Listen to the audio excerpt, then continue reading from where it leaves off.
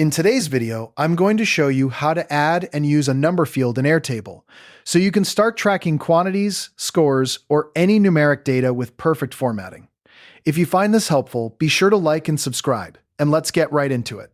First, open your browser and head over to Airtable. Once you're there, click the Login button and sign into your account.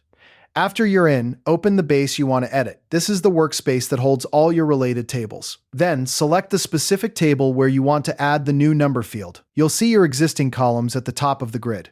Now, look for the small plus button at the very end of the field headers, right after your last column. Click that plus button to add a new field. A panel will open asking you to enter a field name. Type something like quantity or score, depending on what you're tracking. Next, you'll need to choose the field type.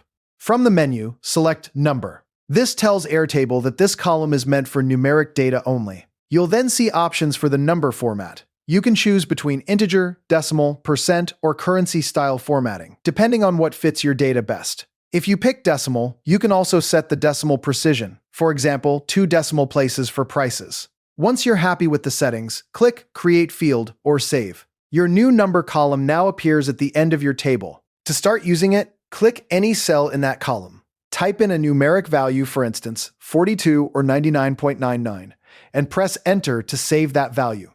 Airtable will automatically format it according to the number type you chose, so you don't have to manually adjust anything. A quick tip: number fields are perfect for quantities, scores, and metrics because they keep everything clean and consistent. Keeping your formatting uniform makes it much easier to run calculations later.